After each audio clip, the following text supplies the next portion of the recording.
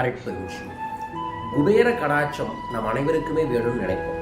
அதுக்கு குபேரர் என்ன பண்ணாரு தெரியுமா? அவரு சிவ பூஜையை செஞ்சார்.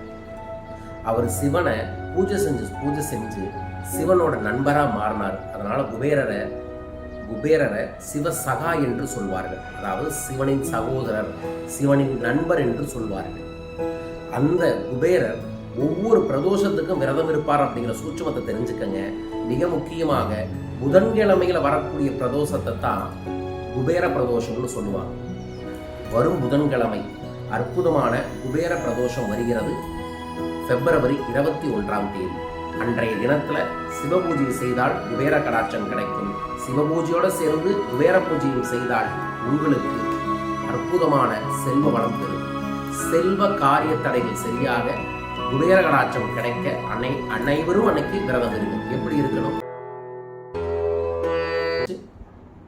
ஆண்கள் எண்ணெய் தேய்த்து குளிக்கணும், பெண்கள் தலைக்கு மட்டும் குளித்துக் கொள்ளுங்கள்.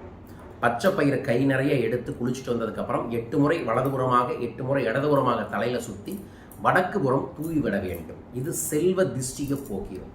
அதற்கப்புறம் என்ன பண்ணணும்னா, காலை மதியம் சிவ சிவ சிவ சிவ நர்பவி, சிவ சிவ சிவ சிவ நர்பவி என்கின்ற மந்திரத்தை மட்டுமே மூச்சாய், பேச்சாய், பார்வையாய், எண்ணமாய், செயலாய் வைத்துக் கொள்ள வேண்டும்.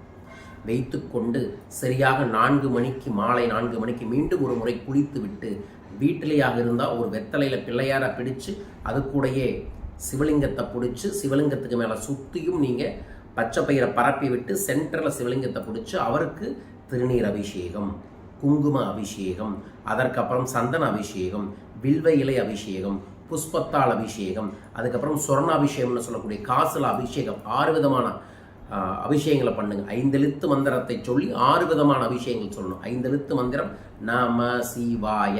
இதை அன்றைய தினத்தில் பிரதோஷ நேரத்தில் சொல்லும் போது நம்ம உடம்புல இருக்கக்கூடிய விஷக்கலை என்று சொல்லக்கூடிய நெகட்டிவ் எனர்ஜி எல்லாமே வெளியே போயிடும். அந்த நேரத்தில் இந்த மந்திரங்களை சொல்லிட்டு சிவபுராணத்தை ஒரு முறை படித்து கொள்ளுங்கள். குபேர கடாட்சம் பெருக அப்போ சொல்ல வேண்டிய குபேர மந்திரம் ஓம் எச்சராஜாய நமோ நமக, ஓம் எச்சராஜாய நமோ நமக என்கின்ற மந்திரத்தை நீங்கள் ஒரு 108 முறை ஜபம் செய்யுங்கள். அதற்கு பிறகு நீங்கள் ஓம் சிவ சிவ ஓம் என்ற மந்திரத்தை ஒரு சாதாரண வீட்டில் இருக்கக்கூடிய பாமரர் பிரதோஷ நேரத்தில் சொன்னாங்கன்னா அவங்க வாழ்க்கையில் இருக்கக்கூடிய எப்பேற்பட்ட தடையும் சரியாகும் அப்படின்னு சித்தர்கள் வழிமுறையில் வந்த பாரம்பரிய மந்திரங்களில் சொல்கிறாங்க. அதையும் சொல்லிட்டு அதற்கப்புறம் நீங்கள் பிரசாதத்தை வீட்டில் இருக்கிறவங்களுக்கு பகிர்ந்து கொடுத்துட்டு நீங்களும் பிரசாதத்தை சாப்பிட்டுட்டு விரதத்தை முடித்து கொள்ளலாம். இரவு படுக்க போகும்போது ரெகுலராக படுக்கிற பெட்டில் படுக்காமல் தரையில் படுத்து உறங்குங்கள். படுக்கிறதுக்கு போகிறதுக்கு முன்னாடி ஒரு நோட்டில் ஓம் சிவசிவ ஓம் என்கின்ற மந்திரத்தை 27 முறை எழுதிவிட்டு, இன்று இரவு முழுவதும் என் எண்ணத்திலும் கனவிலும் எல்லா விதத்திலும் மூச்சாய் சிவன் இருப்பார், எனக்கு சிவகதி கிடைக்கும், சித்தர்களின் அருள் கிடைக்கும் என்று உறங்கச் செல்லுங்கள். அப்படி செல்லும் பொழுதே ஓரிரு நாட்களில் ஏதோ ஒரு சிவநாமங்கள்லையோ சித்தர்களின் நாமங்களில் இருக்கிறவங்க உங்களுக்கு எதிர்பாராத ஒரு செல்வ வரவு, பண வரவோ, காரியத்தை வெற்றியோ செய்து தருவார்கள். ஏதாவது காரியத்துக்கு முயற்சி பண்ணிட்டு இருந்தீங்கன்னா இந்த விரதத்தை இருங்க. குபேர பிரதோஷ விரதம் உங்களுக்கு குபேர கடாட்சத்தை தரும்.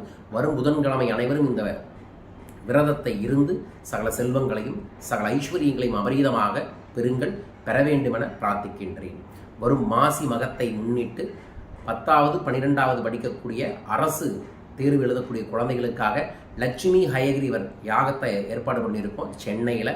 இந்த யாகத்தில் கலந்து கொள்கிறவங்களுக்கு அன்பளிப்பாக பிரசாதங்கள் இல்லத்திற்கே அனுப்பி வைக்க இருக்கின்றோம். சூட்சமமான பிரசாதம் தான் இது. குழந்தைங்க கையில் வச்சுக்கிறது வரக்கூடிய தேர்வில் நல்ல வெற்றியை ஏற்படுத்தி தரும். அதே நாளில் சத்தியநாராயண பூஜையை ஏற்பாடு பண்ணியிருக்கோம்.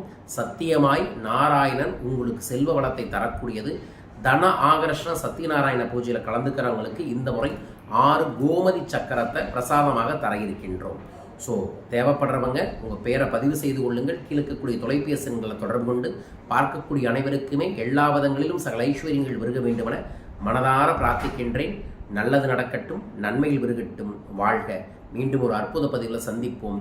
அது வரைக்கும் நல்லதை சிந்தியுங்கள், நல்லது நிச்சயமாய் ஏற்படும்.